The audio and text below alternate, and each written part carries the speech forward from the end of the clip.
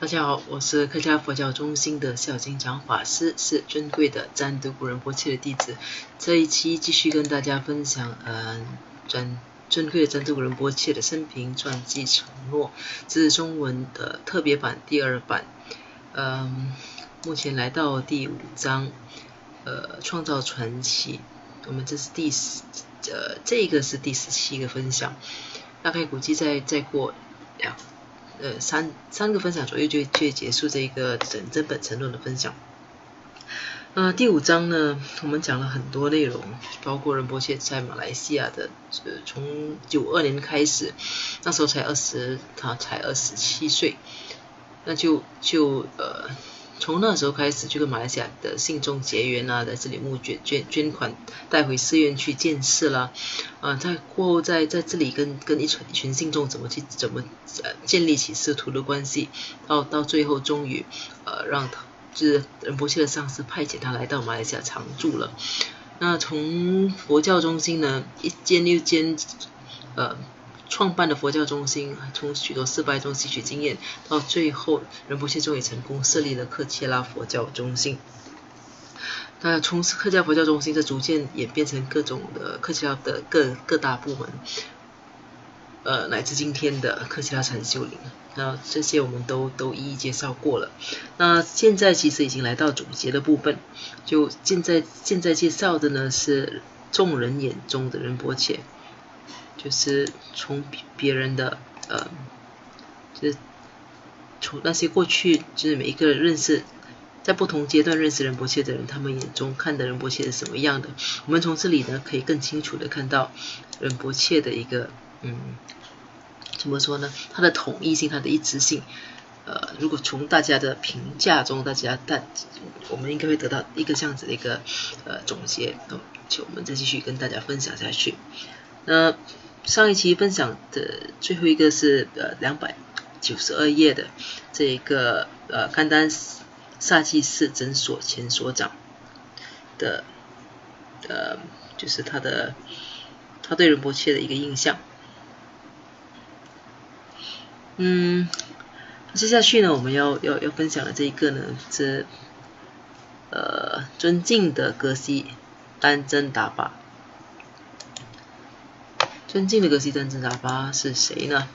他说，我十分熟悉占都古仁波切，他对佛教的许多事物都深感兴趣。他的父母要他像个普通人一样成长，在一般学校受教育，然后结婚生子。他们认为那就是美满的人生。然而他从一开始就跟其他孩子不同，他很特别，热切的想要找寻一位上师。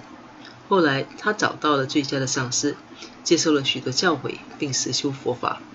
最主要的是，他前世是一位神圣的人，因此到了这一世，任何人都无法阻止他再度成为同样的人。这个是欧那嘎珠寺尊敬的格西丹真达巴。那这些从他的评语就知道，这是仁波切就是年轻时候接触过的一些老格西。这个格西口中呢，就是他眼中的仁波切呢，肯定是很早期的。他眼中的仁波切呢，他说仁波切对很多事物都是非常感兴趣的，而且这个格西，这个是在新泽西时代的，他清楚知道仁波切的父母不要仁波切学佛法，但是仁波切从小就很显露出跟其他孩子不一样的特质。那这位格西呢，从这里他也认同了，就是认为仁波切在前世呢其实不是一个普通人，所以到了这一世呢，他还会继续再坚持走回自己原本该走的方向。所以这是尊敬的格西丹真达巴。那其实这个从他的角度来看待这件事情，意义是非常重大的。因为其实如果说我们长大过后可以树立自己，重新再塑造自己的人格，那么小时候那带着的必然就是一种天生那种印记。那我们知道仁波切怎么说呢，他在新泽西是很早期的事情，是少年前吧，就是从小到大概16岁左右。那这些是看着他从长大的这些圣人，所以他们从小他们看到的是他最小的时候的一种最自然的一种个性，所以他们看到从他的从小的个性，他们就看到他是一个不凡的人，也可见呢，仁波切从小就展露出这种特质，而这样子的特质，唯一的解释就是说是前世带过来的。接下来这一位呢是尊敬的格西洛山嘉措，那是尼三世，那也是仁波切在美国的就是在美国时候的事情。他父亲就住在附近，他父亲不喜欢他诵经祈愿，要他留在家里，长大后结婚。他父亲叫我不要教导他儿子，但仁波切喜欢佛菩萨，他喜欢祈愿和禅修，他喜欢圣人，他喜欢佛法。我记得他是一个好孩子，拥有很好的业力种子，有很强烈的学佛天赋。每当有人给他一些钱，他就会到这里来给寺院做供养。那这又是另一位怎么说呢？从小就是看着仁波切从小显露出不凡的一种印记的一位圣人。这位格西他印象中的仁波切呢，就是凡是有一点钱都会拿去做供养的，而且有很强烈的一个学佛的一个愿的怎么讲？强烈的学佛的毅力和愿望，还有天赋。所以这格西他们就从小就看到仁波切展露出这样子一种特别的一个天赋，所以可见仁波切的这种就是对于学佛，他并不是后天在一种决定下选择下才有的一种表现，而是从小就有了。好，这两位是仁波切小时候的接触过的格西。那再下来呢，这两位294页295页294、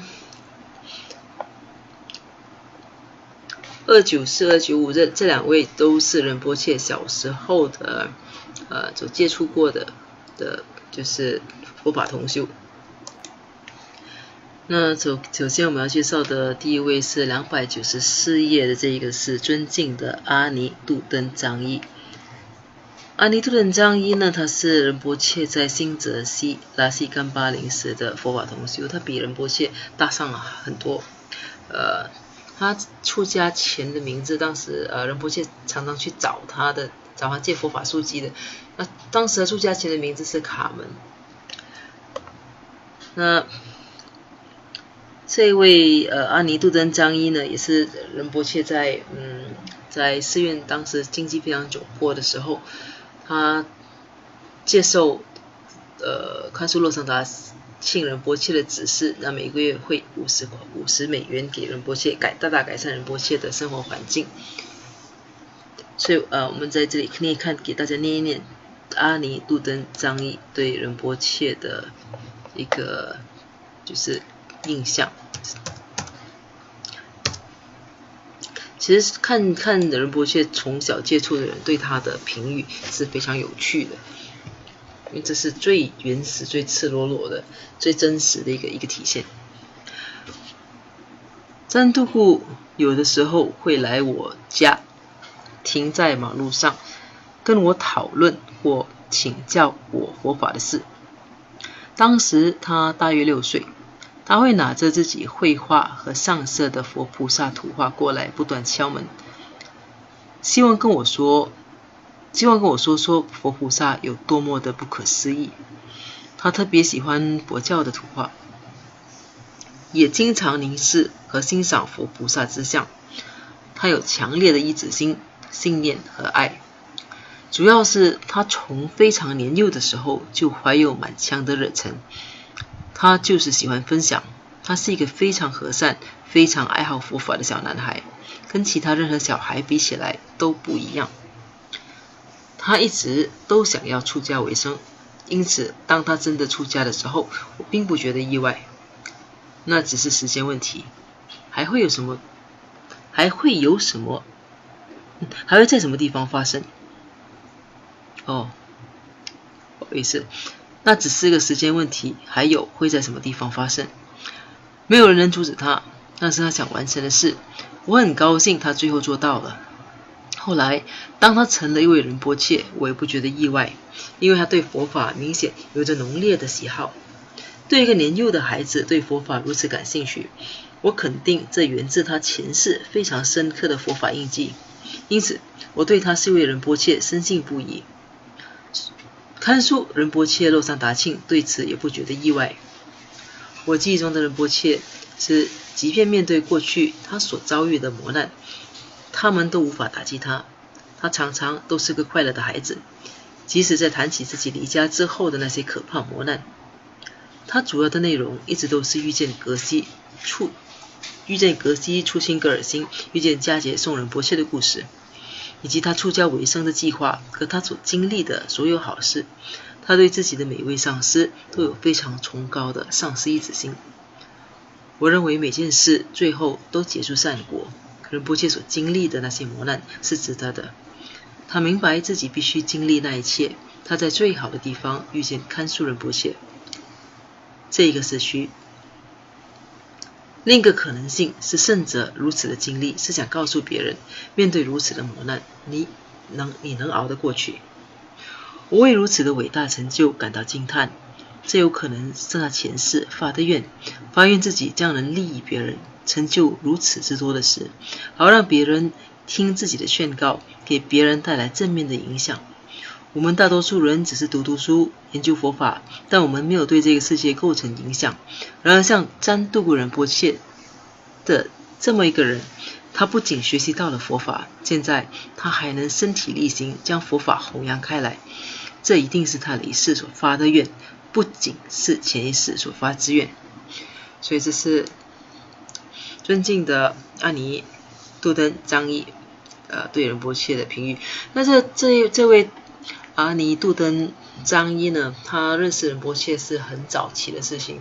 仁波切刚刚抵达美国的时16岁，那时候他就已经接触了仁波切，所以当时呢，他印象中这个6岁的小仁波切最常做的事情，他就是常常很满腔热情的带着自己绘画和上色的佛菩萨图画过来阿尼杜真张一的家，不断的敲门，就很希望跟他分享说这佛菩萨有多么不可思议。那从这里其实大家可以不难想象出那个画面，一个非常就是我们一般上其实我们很熟悉小孩子，就对某件事情一旦开始喜欢或者着迷的时候，他们就很乐意很积极的想要分享，很兴奋的想要分享。那一般小孩子分享的内容很多，但是仁波切呢，他所分享的却是与众不同。他分享的是佛菩萨，就是他所画的佛菩萨的画像，以及佛菩萨是多么的不可思议。那这一点对我来说，我听起来就是这基本上是对我们来讲是不可思议的。那一个小男孩，那除非你的印记是非常深的，不然是不可能有这样子一种表现。阿尼杜真张一呢，他对仁波切除了就是有这样子的印象呢，他还怎么说呢？他另一个印象就是仁波切非常喜欢分享，而且他常常都要出家为僧，那是很早期的事情。他从小就想要出家，所以阿尼杜真张一对仁波切后来出家其实是完全不敢意外的。他只知道这个东西是一定会发生，只不过是看什么时候而已，或者在什么地方而已。而且他还讲了一句话，就是说没有人阻止他，那是他想完成的事情。可见有仁波切从小就展露出那种一旦想完成某件事情的话，他一定会去完成它，所以让人家有这样深刻的印象。就是他，所以这个阿尼杜真张一呢，对仁波切的这一点是深感随喜的。他也相信这个是因为前世的一个佛法印记所造成的。不仅他说，不仅是他不感到意外，那就是看出洛桑达庆仁波切本身就是听到仁波切后来的一些事迹呢，也完全不觉得意外的。而且呢，他口中的这个仁波切，这小的仁波切，也跟大家口中的是一样，就是仁波切是一个快乐的孩子，常常都是带着笑容的。那我们大家也都知道，就是仁波切在家里并不见得是幸福的。他在台湾家里，那时候养父母常常虐待他。来到美国呢，也因为他养母患有精神分裂症的关系呢，再加上养父长期出轨，刺激了养母的精神。那仁波切常常成为出气筒，也长期被虐待的。但是这一点完全不会改变仁波切的一种怎么说呢？他的原本天生的一个性格，他总是会很照顾别人，常常只把欢笑带给别人，而不把问题带给别人。那即使谈起过去的那些可怕的这些磨难，那你想象当时是一个16岁就是一个少年，从美国的东部就横跨整个到了西部去，那身上也没有钱，就餐风露宿的，就只能搭便车。那面对了很多事情，那仁波切常常跟我们说，那段时间其实是充满害怕，就是这很危险，充满危险的。但是仁波切呢，对一般的人，就是他从来提起这些事情的时候，仁波切他并不会去强调他所经历的磨难，他主要常常讲这东西的就是他对他的上司，他遇见哪一个上司，他多么感激他的上司。那尤其对宋仁波切至今讲起来，很多时候都会哽咽。那这是仁波切的，就是这是阿尼杜真张一所印象中的仁波切。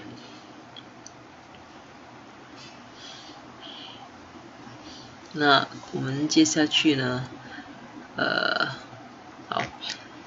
接下去这一位呢，也是仁波切就是年少时的朋友，当时还没有出家。这一位是马佐利，出家前的名字。他是在仁波切在洛杉矶的佛教中心同修，是图登打杰林的同修。那出家后，他的名字呢是叫尊敬的阿尼洛山卓玛。那阿尼洛山卓玛呢，或者是马佐利呢，他对仁波切的印象是，他说仁波切的境遇很困难，他想每天每时每刻都跟格西拉在一起，侍奉在侧，但他做不到。在洛杉矶这个地方，你必须要吃饭，要吃饭你就必须赚钱。当他住在中心里时，他必须去工作。他把赚到的微薄薪资奉献给了中心，因为他就住在那儿。而且他还会给每个人买吃的，他爱分享，常常跟人分享。他非常慷慨，更会尽全力的帮助另一个人。我在那个时候的一个小闭关病倒了，当时天气非常冷，唯一照顾我的人、关心我的人就是仁波切。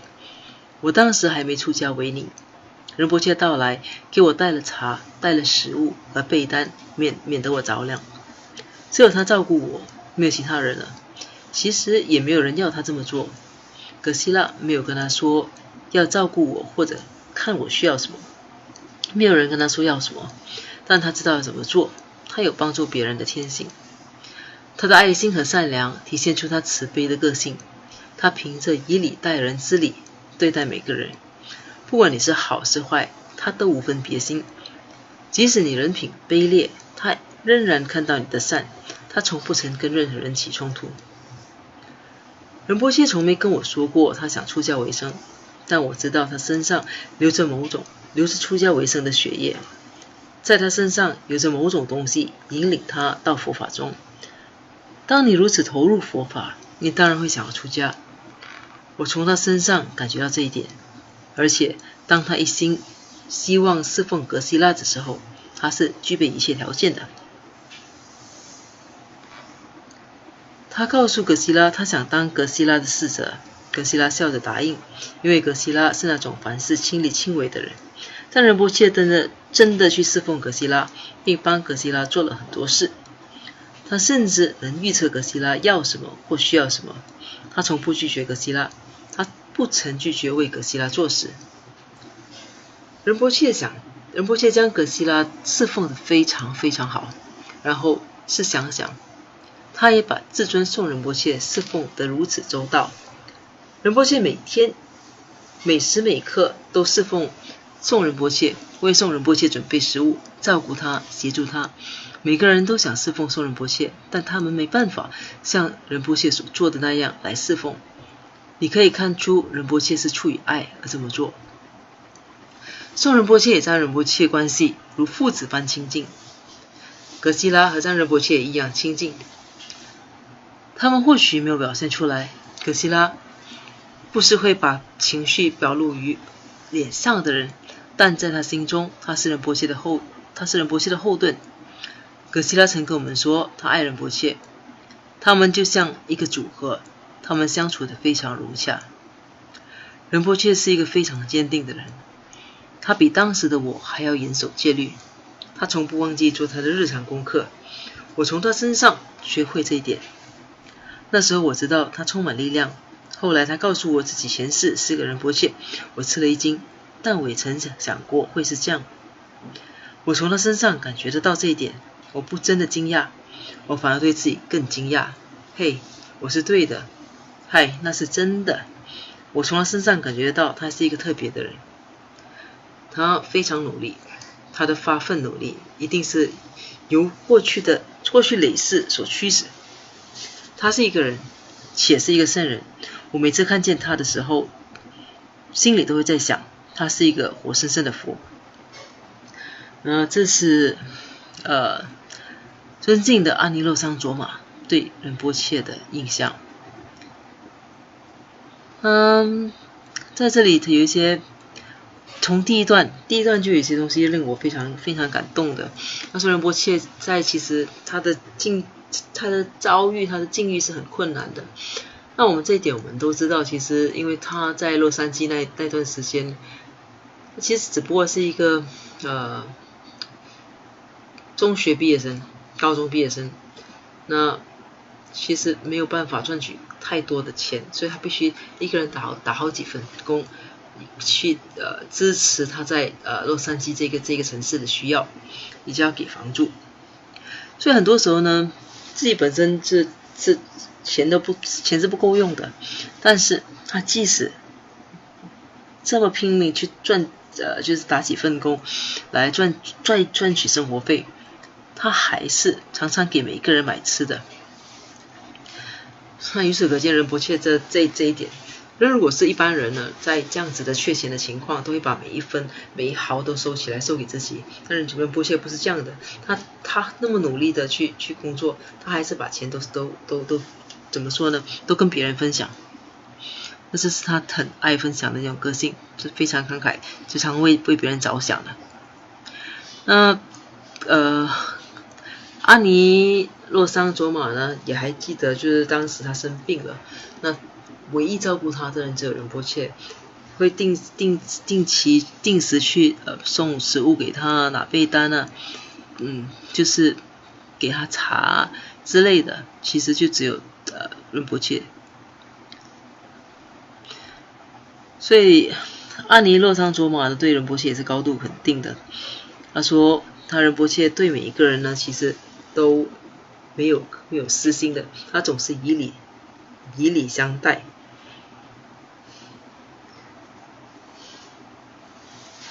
那还有另一项呢，就是说讲到仁波切，他说仁波切没有跟他讲过他出家为僧，但是他从仁波切的举止行为，他已经猜出仁波切一定是这个样子。而且呢，他这里讲到仁波切的事后上师的一种态度，说即使在格西拉表示不需要的情况底下，仁波切依然坚持，就去怎么说呢？去找出最好的方式去侍奉格西拉，而且帮格西拉做了很多事情。后来呢，宗仁波切在洛杉矶的时候，仁波切把宗仁波切照顾得无微不至。所以这个是尊敬的阿尼洛桑卓玛印象中的仁波切。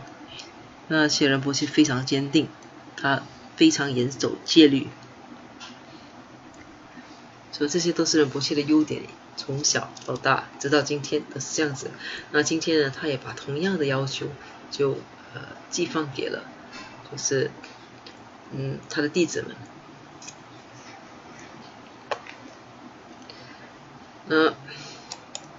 好，我们今天这一期的分享呢就到这里。